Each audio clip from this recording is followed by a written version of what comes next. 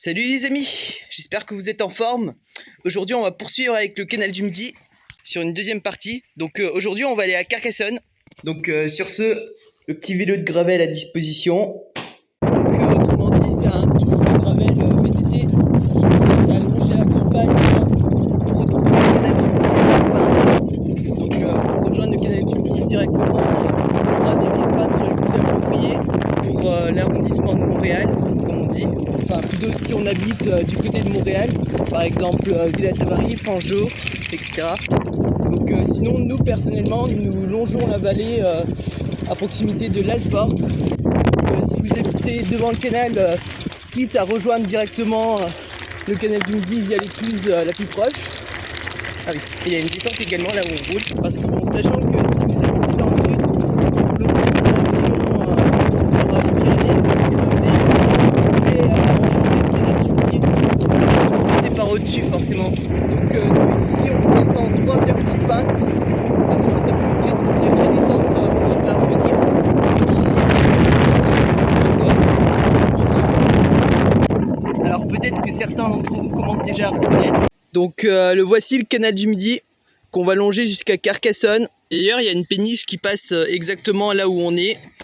Donc le canal du Midi ça fait l'objet d'un certain tourisme. Il y a pas mal de péniches qui passent ici, mais également beaucoup de vélos le long des berges, de Toulouse jusqu'à Sète. Autrement dit, le canal du Midi dans ce sens-là c'est direction Carcassonne, Sète, et l'inverse ici c'est direction Castelnaudary, Toulouse. Donc Castelnaudary on l'avait fait au cours de la vidéo précédente. Donc voilà, sinon il y a le bateau qui est en train de passer en dessous.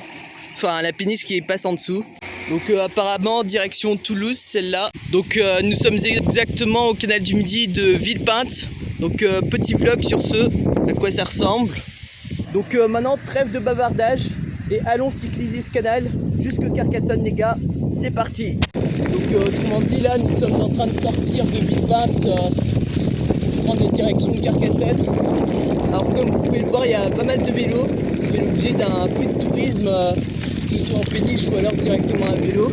Donc des écluses. Donc il y a beaucoup d'écluses dans le coin forcément. Ça peut bien permettre aux bateaux de redescendre ou de monter selon la direction qu'ils prennent. Donc ici en l'occurrence l'écluse de Villepinte. Alors ça va être une journée chargée de découvertes aujourd'hui. Alors peut-être pas aussi chargée que pour aller jusqu'à l'étang de Thau à Sète. Mais au contraire d'ailleurs. On va aller voir la cité de Carcassonne et le centre-ville de Carcassonne plus en profondeur par rapport aux cyclistes qui vont jusqu'à Sète. Encore que Sète, c'est également prévu dans une prochaine partie. Donc comme je vous disais, il y a pas mal d'écluses. Ces dernières, elles peuvent être en différentes tailles. Elles peuvent être à bassin unique comme elles peuvent contenir 9 bassins. Ne vous inquiétez pas, ça on va le traiter plus précisément. Sachant que tout le long de son tracé, le canal du Midi comporte en tout 63 excluses. Mais ne vous inquiétez pas, ça on va le traiter dans plusieurs parties. Sur ce, cette journée elle se concentre plus spécifiquement sur les paysages de Villepinte à Carcassonne. Donc là on arrive à Bram. Donc ici on est à l'Alte Fluvial, donc juste en face du port de Bram. C'est un port tout mignon qui a été fait de toutes pièces, hein. Il fait au moins 1 hectare. C'est un port tout mignon, on peut accoster son bateau sans problème ici, profiter des paysages. Donc sinon Bram c'est de l'autre côté, on peut aller directement à Bram ici. Il y a également une voie verte de ce côté à essayer. Donc ça c'est prévu également dans des prochaines parties, on va essayer la voie verte qui va vers les Pyrénées, vers Mirepoix. Par exemple il y a également des cyclistes là qui y vont directement, c'est facile d'accès. Et donc pour conclure, on peut directement rejoindre le canal du Midi ici, ou alors si on habite à Bram, quitte à longer la côte jusqu'ici pour y parvenir. Donc là on a repris directement la route ici, tout en longeant la continuité de la piste cyclable juste après le port. Alors il serait peut-être temps de parler des prémices historiques de la création du canal. Alors déjà le canal il a été creusé de 1667 à 1681. Donc pendant 14 ans, sous l'époque de Pierre-Paul Riquet. Enfin, le concept il a été désigné par Pierre-Paul Riquet sous Louis XIV. Dans un premier temps dans le but de relier Toulouse à la mer Méditerranée et de garantir un accès par la Garonne, un accès fluvial à la Garonne en péniche. ou alors avec les navires de l'époque. Et donc ça a fait l'objet d'un immense chantier et des coûts de travaux énormes pour financer ce canal. Et donc forcément pour l'époque, ils devaient étudier le tracé des rivières ainsi que la tactique pour faire descendre de l'eau dans le but d'alimenter le canal du Midi. Mais ils faisaient également construire des ponts au-dessus des rivières. Donc ici par exemple, le pont canal au-dessus du ruisseau de Rebenti. Enfin, c'est ce qu'on appelle des ponts canal. Alors il peut y en avoir de plus ou moins grande taille. À Carcassonne, il y a le pont canal qui passe au-dessus du Fresquel et il est assez large celui-là. Mais il y a également l'exemple de celui de Trèbes qui enjambe l'Orbiel, ou encore celui de Béziers qui passe au-dessus du fleuve de l'Orbe. Enfin, il y a une immensité de paysages et de diversité de paysages à découvrir. Et donc à l'instar des ponts canaux, il y a également la variation de taille des écluses qui compte. Il peut y avoir des écluses à Chambrunic comme il peut y avoir des écluses à 4 bassins comme à Saint-Roch, à Castelnaudary, ou alors à Béziers avec les 9 écluses de Fontserrane. On va aller voir ça dans une prochaine partie où c'est que j'aborderai le canal du Midi de Toulouse jusqu'à 7. Ne vous inquiétez pas, c'est prévu en tout cas. Donc encore une autre écluse ici. Donc ici c'est l'écluse de Béteil, c'est celle qui ouvre le canal du Midi près d'Alzone. Donc ça peut être un bel endroit pour prendre une petite pause et manger. Donc comme je disais, c'est l'écluse qui ouvre le canal du Midi vers Alzone. Donc direction Alzone, c'est de ce côté. Il y a également Alzone, Moussoulins et d'autres villages à voir. Donc sinon la route se poursuit plutôt agréablement, sans trop de difficultés le long des berges. Ce qu'il faut savoir, c'est que Pierre-Paul Riquet, pour alimenter en eau le canal du Midi, il avait fait creuser des rigoles en prélevant de l'eau de source de la montagne Noire. Et il vous est ramené jusqu'au seuil de Naurouze, situé à Montferrand, à proximité en direction de Toulouse. Et ça, on va le visiter également quand on ira jusqu'à Toulouse pour une première fois. Il y a également l'obélisque de Riquet à voir là-bas, mais c'est dans 2 zones différentes. Donc encore un autre pont canal ici, sauf que le style est différent. C'est plus le canal qui remonte par rapport à la rivière que la berge elle-même. Et donc là on passe devant la ferme de vente d'asperges de Sainte-Eulalie. Apparemment il y a des plants d'asperges qui ont été cultivés et des exportations locales à proximité de la ville. Mais elle est actuellement fermée parce qu'il n'y a personne pour surveiller le poste. Elle sera rouverte peut-être ultérieurement. Ils utilisent également l'eau du canal du Midi pour irriguer leurs terres. C'est pour ça qu'ils l'ont placé juste à côté. En tout cas, il y a des choses particulièrement sympathiques à voir en fonction d'où vous longez le canal.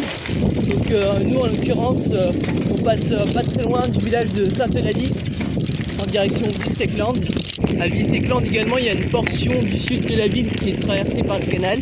Donc en parlant du loup, on y arrive. Donc en face du petit port de plaisance de la ville ici. Donc petit aperçu du canal et de la commune. Donc ici également il y a un pont en dodane. Alors les ponts en dodane comme ça, c'est des ponts qui sont susceptibles de dater de l'époque de Pierre-Paul Riquet ou un petit peu avant, construits entre 1667 et 1681. Donc voilà, toujours une possibilité de s'arrêter ici, de prendre un petit peu le bon temps. Donc il y a un lavoir. Donc encore une autre écluse ici. Donc les chemins ils sont toujours aussi plats. Il y a une platitude offerte donc, sur les chemins.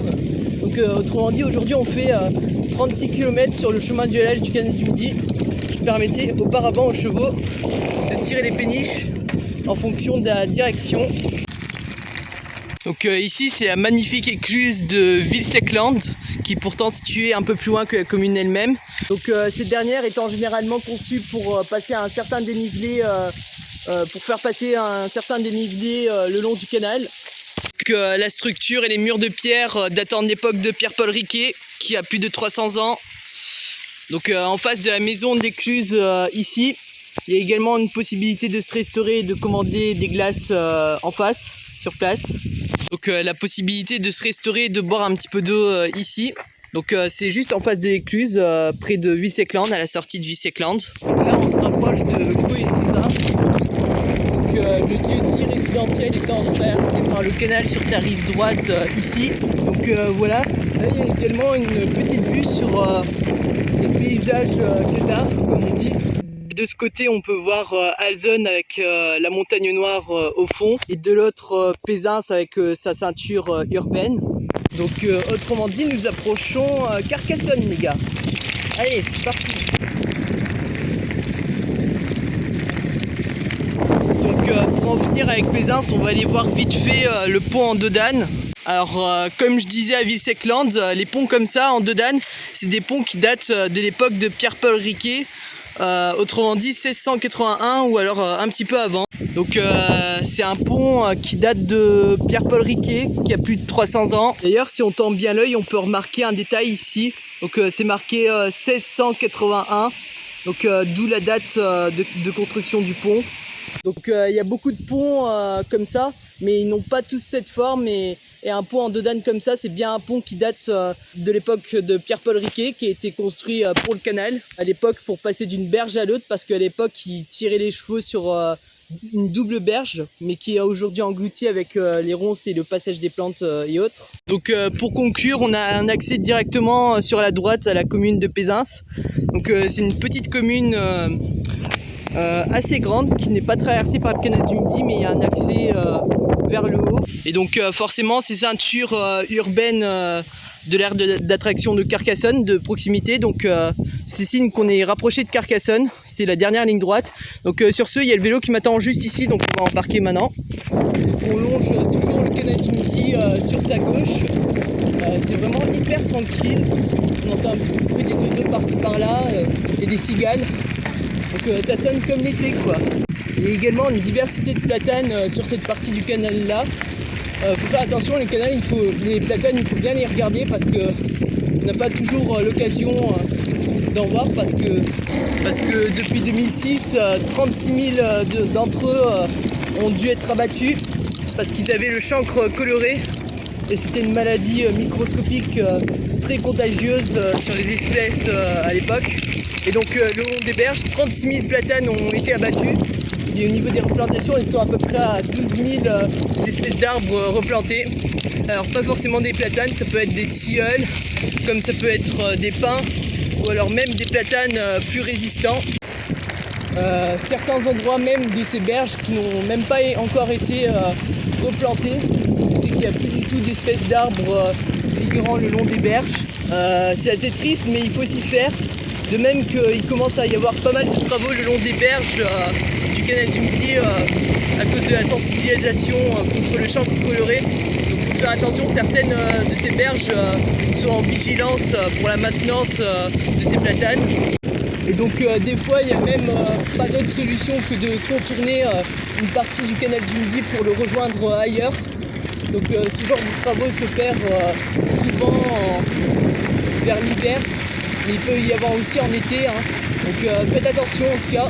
Donc sur ce, là on approche de Carcassonne et on va trop tarder à y arriver. Après avoir passé deux autres écluses, on commence à vraiment approcher Carcassonne. Il peut rester environ 5 km avant de pénétrer dans ce centre-ville. Là, première phase de transition les gars. On commence tout doucement à y entrer. Donc pendant la phase de transition, les chemins ils sont assez étroits et réduits. Donc faites attention, les priorités aux cyclistes qui sont devant vous, il faut les laisser passer. Donc là pareil, sauf que faut passer de l'autre côté parce que sinon il n'y a plus de chemin. Donc en arrivant à Carcassonne également, les berges elles commencent à prendre de la lévitation par rapport au canal du Midi. Donc ce qui force les cyclistes à franchir un petit dénivelé. Donc là on peut le constater hein, que les berges elles ont subi une lévitation par rapport au canal du Midi qui n'a pas bougé. Donc le canal il est en bas, c'est juste qu'on le voit pas et qu'il est un peu enfoncé. Parce que le truc c'est qu'à l'époque il n'était pas censé passer au centre-ville de Carcassonne. Et donc forcément c'était difficile à l'époque de faire passer le canal du Midi à Carcassonne. Parce qu'à la base il passait pas son centre-ville. Ils ont dû retracer le canal 150 ans plus tard. Sur ce, petite vue du centre-ville et du canal du Midi. Alors ce que je disais, le canal du Midi il se retrouve en bas forcément parce qu'il n'y avait pas la place pour le construire. Et donc petite vue sur ce que ça donne. Il y a même toujours une péniche qui faufile tranquillement en bas. Bon ça va. Donc sur ce, nous on va continuer à descendre un petit peu pour aller voir le port et son écluse. Donc Carcassonne c'est une assez belle ville hein. On va voir dans la vidéo qu'il y a pas mal de entre la cité de Carcassonne, le lac de la Cavalière. Et bah tout ça on va l'aborder dans un instant. Donc ici, petite traversée du port, le magnifique port de plaisance de Carcassonne. On est en face du magnifique port de Carcassonne avec son écluse droit devant. Donc voilà, c'est le centre-ville, hein. Il y a également la gare qui est en face. Alors sachez tout d'abord que le canal du Midi c'est une exclusivité parce qu'au départ il ne traversait pas le centre-ville de Carcassonne parce que les Carcassonnais jusqu'en 1810 ils n'avaient pas voulu de la traversée du canal du Midi dans ce centre-ville. Et donc c'est qu'en 1810 donc 150 ans plus tard, que le tracé du canal du Midi a été complètement refait pour traverser le centre-ville de Carcassonne. Et donc c'était une exclusivité pour l'époque, à part ça. Donc pour conclure, le canal il se situe juste en face d'un petit square et d'un centre de jeu avec une fontaine au fond. Et donc c'est pas très loin de la place où c'est qu'ils organisaient des fêtes foraines en décembre, à une certaine époque. Traverser le centre-ville de Carcassonne pour se rendre à la cité médiévale, qu'on va ensuite visiter. À présent, petite traversée du centre-ville et des places de Carcassonne. Ensuite, nous allons visiter sa cité médiévale par la suite. Donc voilà, petite vue sur la traversée. Il y a des places de la ville qui sont particulièrement animées avec pas mal de restos et de places et ce genre de choses. Donc on traverse toujours les places pour se rendre vers la cité de Carcassonne. C'est plutôt beau. C'est Carcassonne quoi, enfin, c'est le pays Qatar dans les fins fonds de l'Aude. Donc c'est assez joli. On est un petit peu plus vers la partie centre-ville. Et c'est excellent en tout cas. On peut avoir le souvenir de passer par là également. Si on va vers la direction de la patinoire. Enfin, perso à moi ça me remonte quand même. On traverse l'Aude. Depuis le pont, il y a également une magnifique vue sur la commune de Carcassonne. Franchement, c'est assez magnifique. Donc à la fois sur la gauche et sur la droite. Ah oui, et notez que droit devant également se situe la cité de Carcassonne. Donc on va y aller tout de suite. À présent, petite traversée pour se rendre vers la cité de Carcassonne. Bon, vous avez vu, c'est assez magnifique les vues avec l'Aude et le reste. C'est là qu'on va avoir une petite montée pour y parvenir. Donc sachez une chose, donc l'entrée à la cité de Carcassonne elle-même elle est gratuite. Sachez néanmoins qu'il faut payer pour faire les visites ou alors acheter dans les restaurants et d'autres choses. Pour ce qui est de l'entrée à la cité, ça c'est gratuit. C'est pour acheter des choses par contre là qu'il faudra cotiser un petit peu. Bon. Donc sachez qu'en été il y a néanmoins particulièrement beaucoup de monde. En même temps il fait chaud donc il y a beaucoup de monde. Vente d'articles qui sont disponibles dans certains magasins de face. Ici tout comme là, il y a beaucoup de choses en vente. Donc vous avez ici les tarifs en ce qui concerne le musée d'Inquisition et de la visite des remparts avec le guide touristique ici. Donc il y a également une vue depuis le haut des remparts. Et il y aura un petit plan panoramique sur la ville de Carcassonne. Mais ça on va le faire également dans un instant. Il y a également un magnifique pont et un plan sur une vue parallèle ici. Il y a également une petite cathédrale ici avec des magnifiques gargouilles. On va aller voir ça justement. Donc on est situé à proximité de l'entrée. Donc c'est un site architectural gothique prédéfini de l'époque. Donc cathédrale de la cité de Carcassonne. Donc aussi possibilité d'allumer une bougie ici directement. Donc les offrandes c'est à partir de 2 €. Donc maintenant à vous de prier pour la réussite, du courage ou des choses quelconques. Donc voilà, félicitations en direct. Donc je fais ma prière en direct. Amen. Non, je rigole, c'était plus une prière mentale pour le coup. Ah ouais, donc comme je disais à l'instant, donc les fameuses gargouilles, donc ça a été sculpté vraiment à l'ancienne en l'an 1200. Donc franchement, c'est vraiment magnifique. C'est une chance à ne pas louper d'apercevoir ce genre de détails. Parce que bon, le canal du Midi à vélo, ça, d'accord, mais la cité de Carcassonne, ça, c'est encore tout autre chose. Donc voilà, on va s'arrêter ici en attendant pour prendre une petite crêpe et après on verra. Donc voilà, ceci étant, maintenant on va essayer de trouver un coin panoramique pour déguster ça. Donc on peut s'arrêter ici directement, histoire d'avoir une petite vue panoramique. Alors perso, j'étais venu plein de fois ici. mais c'était il y a longtemps et je connaissais pas le canal du Midi à l'époque. Mais en tout cas c'est sympa, c'est le midi de la France. Quand vous passez à Carcassonne, bah faut impérativement aller voir la cité de Carcassonne. Bah je trouve ça d'autant plus ridicule, mais en plus on a une vue panoramique depuis là où on mange. Enfin on mange derrière les contreforts, j'ai envie de dire. Donc voilà. Allez, une petite deuxième pour la route. Et voilà. Donc après on va aller voir le point panoramique avec les contreforts. Mais avant il reste quand même des choses à visiter. Ne vous inquiétez pas, on va faire le tout ensemble. Donc il y a également la possibilité de déguster une petite glace ici. Donc voilà, ceci étant, maintenant on va aller déguster ça près du panorama vite fait pour avoir une vue panoramique. Donc on va se poser là-bas pour avoir une petite vue panoramique sur Carcassonne. Donc depuis les remparts de la cité, on a une magnifique vue sur l'ensemble de la ville de Carcassonne. Donc on peut voir là-bas le pont neuf qu'on avait traversé tout à l'heure. Le canal du Midi doit être un petit peu plus recensé par là-bas, vu avec les platanes. Et donc forcément au fond, vue sur la montagne noire, avec d'un autre côté Conques-sur-Orbiel, Lastours, Villemoustessou et d'autres villes recensées plus loin. Sachant qu'à Lastours, il y a également un château à voir. Mais en tout cas, il y a une magnifique vue. Faut en profiter de cette vue pour prendre des photos et des panoramas sur la ville. Donc sinon, il y a toujours une vue ici aussi. Donc c'est toujours plus intéressant. Donc là, il y a encore un point externe sur la ville de Carcassonne. Donc toujours la montagne noire au fond, comme je disais, avec le château de Lastours. Ça, on essaiera de le traiter ultérieurement. Bon, sur ce, on se dit à tout à l'heure pour le lac de la Cavaillère. Sinon, d'un autre côté, toujours vers Carcassonne, il y a également le lac de la Cavaillère, là qu'on va voir dans un instant. Mais je vous propose déjà dans un premier temps qu'on en concluse pour cette première partie de la vidéo. Et du coup, on se retrouve à tout à l'heure pour le lac de la Cavaillère.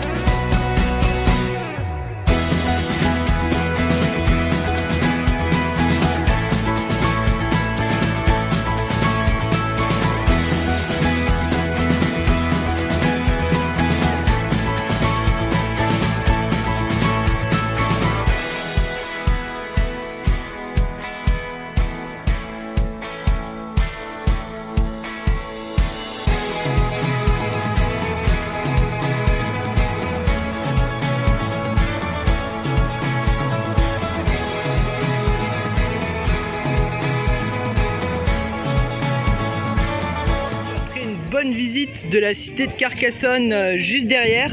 Donc maintenant on va se diriger vers le lac de la Cavaillère et essayer de faire un petit footing là-bas. Route pour le lac de la Cavaillère. Je vais pas vous cacher que j'ai mis Waze pour les itinéraires, c'est plutôt pratique. Donc nous longeons les vignobles de la Cambrousse pour s'y rendre. Il y a toutefois un certain dénivelé à franchir pour y aller. Et donc forcément quand ça monte sur plus, c'est descendre. Donc ça se poursuit avec cette descente. C'est assez magnifique.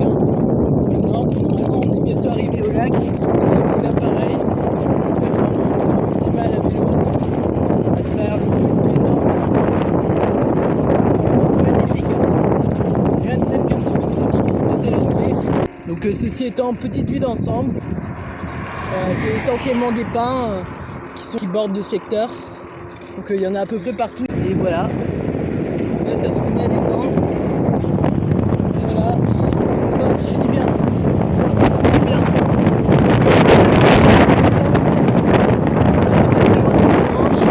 Donc voilà. Pour dire c'est en face. Je pense que certains doivent reconnaître. Donc maintenant on va essayer de trouver un accès pour rejoindre le lac directement. Alors ça peut se faire directement ici à cet endroit. Donc maintenant on va rejoindre le lac directement ici. Ça a l'air drôlement sympa, on peut même faire le tour que ce soit à pied ou à vélo. Donc ceci étant, nous on va longer ces berges en revanche. Pour ce faire on va faire ça à vélo directement. Profiter un peu de la vue des paysages. Donc il y a un téléski nautique directement en face du lac. Il y a même des attractions touristiques ainsi que la fameuse acrobranche qui est ici. Tyrolienne sur acrobranche qui passe au-dessus du lac. Ceci étant, il y a plein de choses à faire au lac de la Cavaillère. Hein. Nous on est là pour le cyclisme, mais il y a aussi l'acrobranche. Petite vue au passage sur la tyrolienne, celle qui enjambe le lac. Il y a également possibilité de faire du canoë et du pédalo directement sur le lac. Donc après maintenant on a continué sur le lac avec un peu plus d'ampleur. Donc il y a des belles choses sur ce à voir. Petite vue sur la traversée du barrage. Ça initie bien la balade autour du lac. Et sur ce à vélo. Hein. Donc une première vue ici sur le lac, avec également la possibilité de faire du pédalo dans ce sens-là. Et donc forcément vue sur d'autres côtés aussi. Donc on retrouve notre piste cyclable quelques mètres plus loin. En vélo en vrai ça va plus vite qu'à pied. Pour qu'on puisse en venir ici.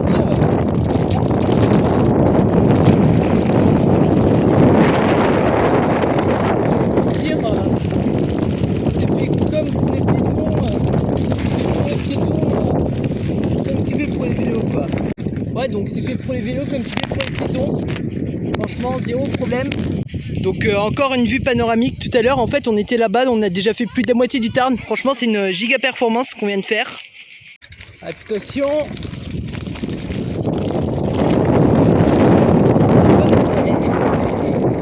Et donc ici à côté, apparemment, il y a des jeux gonflables. Donc forcément, quand c'est l'été, bah c'est le prime quoi. Donc maintenant, vue de l'autre côté.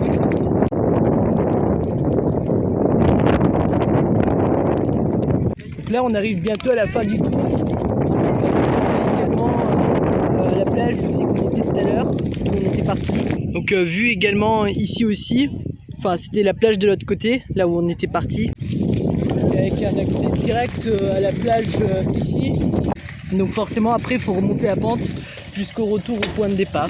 Donc maintenant on quitte à remonter un petit peu la côte pour avoir une vue d'ensemble sur le lac et le comté de la Cavaillère.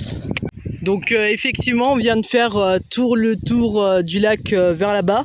On va voir le tracé dans un instant. Le terrain de tennis qui est là et les aires de jeux gonflables qui sont de ce côté-là.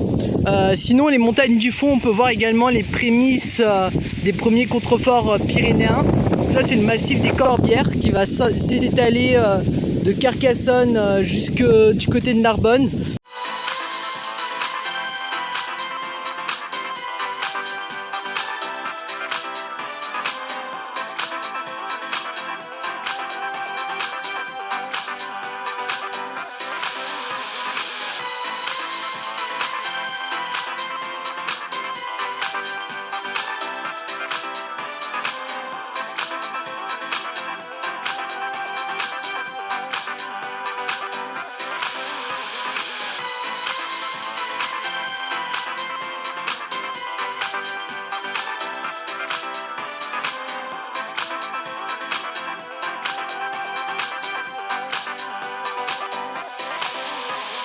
Après avoir fait le gravel autour du lac de la Cavaillère ainsi que d'avoir visité la cité de Carcassonne, le moment est venu de faire demi-tour et de retourner vers Bram. Vers Bram, ça commence à se rapprocher de là où j'habite réellement.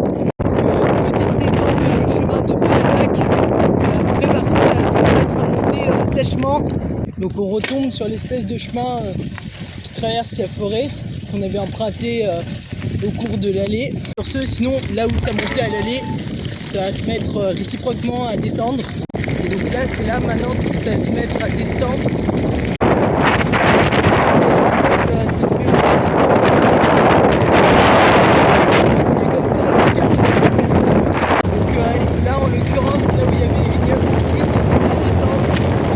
Là on va revenir vers Carcassonne, on voit déjà la cité d'ici, donc une petite descente droit vers Carcassonne, on voit pas très bien mais il y a toujours la cité de Carcassonne à côté, donc on longe toujours les rues sous des descentes, donc ici en l'occurrence on traverse l'autre.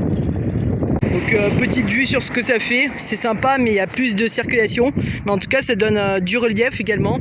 Donc tout à l'heure on avait traversé ce pont, mais là c'était l'itinéraire qui nous avait fait passer sur cette voie là. Donc on est toujours en train de longer les rues et les parcelles, donc ici en l'occurrence même chose que tout à l'heure.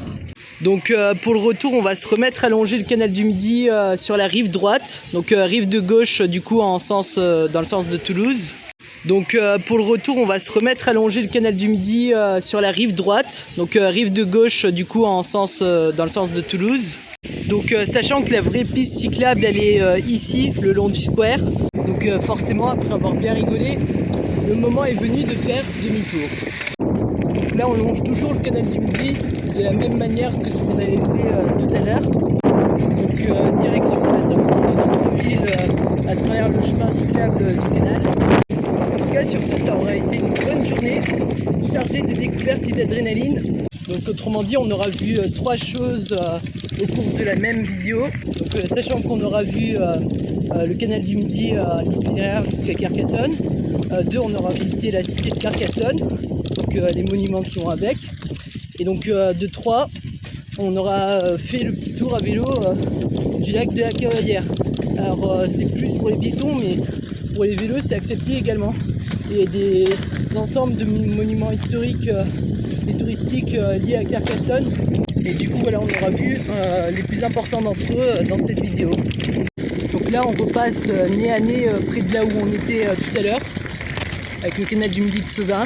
Là on revient près de l'Essecland, là où on était tout à l'heure. Donc oui, on était là à côté, là, en face du lavoir. Là on passe pas très loin d'Alzone. Donc voici son écluse sur le côté, l'écluse de Béteil. Donc la prochaine étape c'est Bram, et après on va finir par remonter. Donc pour conclure, ça aurait été quand même une belle journée. C'est vrai qu'il y a beaucoup de choses à voir à Carcassonne. Donc dans cette vidéo on aura vu l'exemple d'une journée banale mais simple à Carcassonne. Donc par conséquent dans cette vidéo on aura vu la cité de Carcassonne et le lac de la Cavalière. Après c'est vrai qu'il y a pas mal de chemins et de promenades là-bas quand même à faire, externes au lac lui-même. Après c'est vrai que quand on dit Carcassonne on pense tous à la cité de Carcassonne. C'est vrai, après elle était quand même inscrite au patrimoine mondial de l'UNESCO celle-là, la classique. C'est un vrai classique. Après, il y a toujours possibilité d'aller plus loin. On peut par exemple faire un petit tour à la Cour-Branche. Je veux dire, aller à la Cour-Branche genre directement et profiter des tyroliennes, des sensations d'adrénaline fortes. Après, il y avait aussi le musée des Beaux-Arts, donc une place d'exposition d'art contemporaine à Carcassonne également. Après, sachez que je ne suis pas expert dans ce que je fais, juste je partage mon expérience vécue, c'est tout. Voilà, donc on revient tout doucement au port de Bram. Il y a un beau coucher de soleil également en face. Donc direction Lasbordes, Carlipa. Donc pour rappel, c'est exactement les mêmes routes que celles qui passent devant Saint-Martin-le-Vieil, que celles qu'on était passées pour s'élancer vers Monteuillot. Ce qui signifie également qu'on va passer près de Carlipa. Donc un petit peu de dénivelé positif compensé. Et là pareil. Donc ceci étant, petite vue sur le coucher du soleil, donc juste avant l'embrassement de la ville de Carlipa. Donc c'est une chance franchement d'assister à ce spectacle de près comme ça. Donc on arrive à Carlipa. Ah oui, et au passage c'est la fête du village, donc c'est sympa, c'est cool à voir. Donc là en l'occurrence on commence à sortir de la commune pour se diriger vers la prochaine sortie. Donc petite amorce sur le coucher de soleil en face. Donc Gosis, petite traversée en ligne droite. Donc le centre-ville. Donc c'est maintenant qu'on va conclure.